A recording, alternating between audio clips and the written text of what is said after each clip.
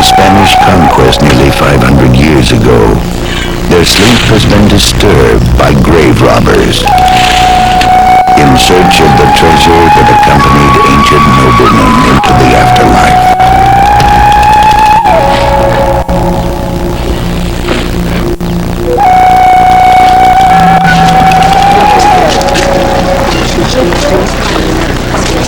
Some Peruvians continue to profit from the handiwork of their ancestors. Clay pots and statuettes are still traded in local markets.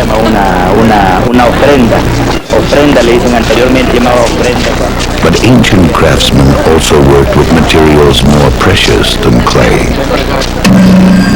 In 1987, a police raid on a looter's house netted these gilded copper faces.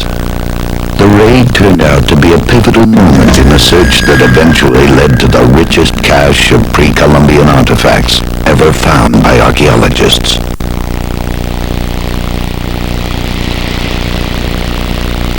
The artifacts were made by a people who lived here, in the shadow of the Andes, 1,200 years before the Incas.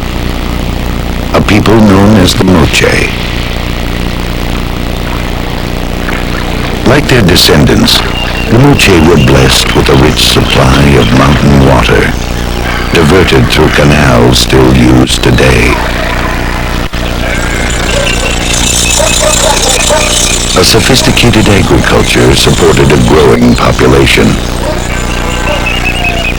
Corn, beans, and peanuts grew on what had once been a barren plain.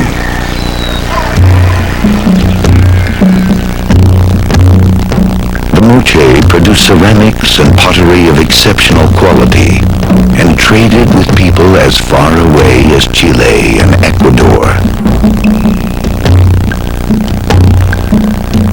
For 700 years, the Moche prospered. Then, near the end of the 8th century, they mysteriously disappeared. But they left behind traces of their passing, like these eroded pyramids of adobe brick. It was here, near the village of Sipan, that the archaeologists came, searching for a recently looted tomb. Walter Alva, director of the Bruning Archaeological Museum, found what he was looking for almost immediately. The looters had struck pay dirt 23 feet into a large adobe platform at the base of a pyramid nearly 1,800 years old.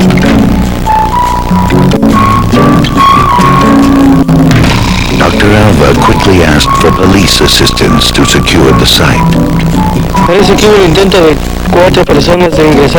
That first night was very dangerous. Sometime after midnight, 4 men came to attack us, but the police were there and chased them away. From that moment on, we knew we were in constant danger. It was hard to convince the local people that we weren't here to enrich ourselves, but to try to rescue a part of their own heritage.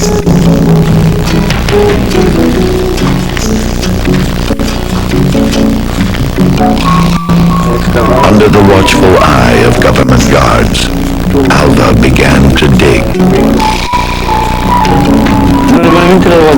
Looters destroy a lot of crucial information. They only care about getting to the most valuable objects. We needed to find out how much damage had been done, hoping that perhaps the robbers had left something untouched.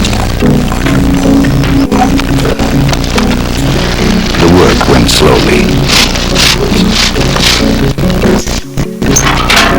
Alva's team cataloged every trace of Moche handiwork they uncovered. Even the most insignificant shard of pottery might offer a clue to how the Moche lived and how they died.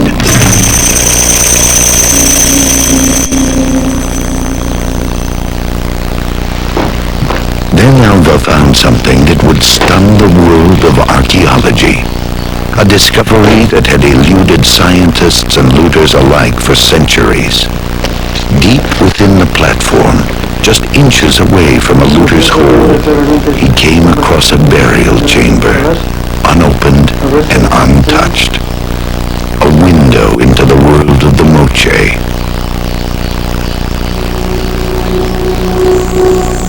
It was something that had never before been found in this country. The undisturbed tomb of a high-ranking Moche nobleman, buried with 7 other people to serve him, even in death. We call him the Lord of Sipan. Beneath the coffin's lid were the remains of a man in his early 30s, about 5.5 feet tall, wrapped in a cocoon of gold, silver, copper, and turquoise. Alva immediately contacted his friend and colleague, archaeologist Chris Donnan. In trying to reconstruct a culture, it's just like trying to put together a jigsaw puzzle, and what you need are a lot of pieces. If there are just a few pieces, the picture never really makes much sense. What is so remarkable about this tomb of Walter's is that that piece was really so critical to reconstructing what the Moche were all about, and we really had no hope that we would ever find a tomb like that. Normally, by the time we come in after grave robbers have looted a site, there's not much left. In this instance, however, luck was with us. We've never seen anything quite like that come out of the ground archaeologically, where you could actually see it in situ and brush it off right at that moment and know that it was placed in that tomb centuries before and had never been moved.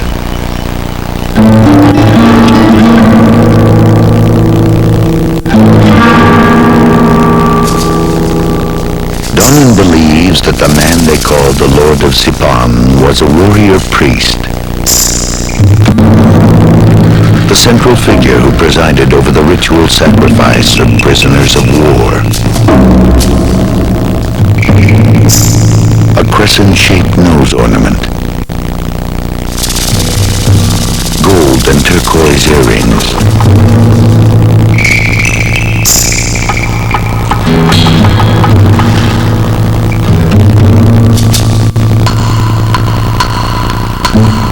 A gold rattle used in the sacrifice ceremony.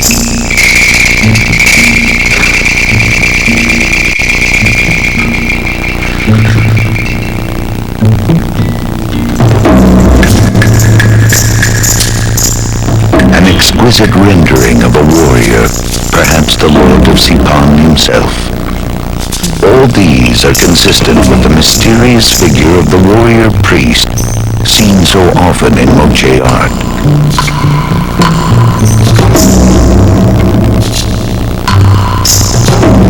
For me personally, that was the greatest thrill. Here we actually had the tomb of an individual who we could match up directly with a specific individual depicted in the art. For Alva, the mysterious figure from Moche art began to emerge as a real person, a concrete link with the past.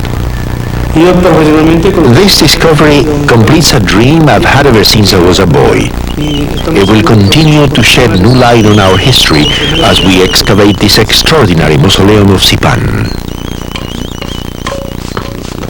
In the months since the first tomb was unearthed, Alva's team has found another. Each tomb reveals new and surprising things, like copper heads and teeth.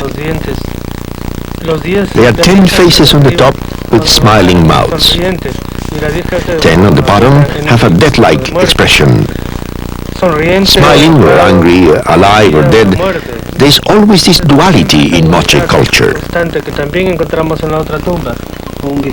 As in the first tomb, The skeleton of a guard protects a Moche nobleman lying below. This one is holding a goblet. The first held a rattle.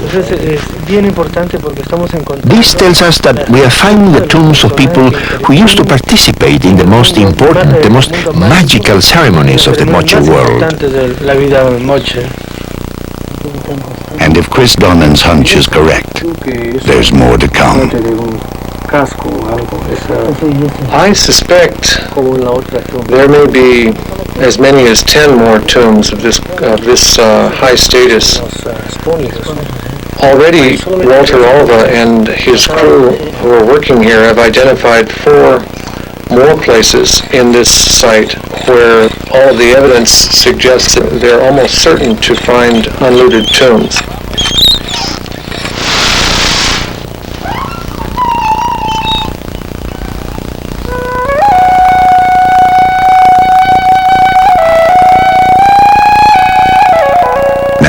Instead of being sold on the black market, the priceless objects Alva is finding will be displayed in a museum where everyone can see them.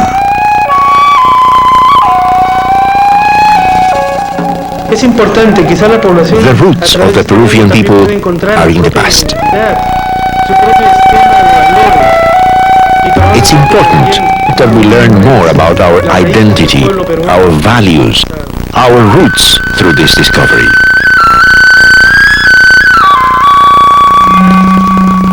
We have spent so much time reconstructing the past of this warrior priest. You could almost say we are the last servants of the Lord of Sipan.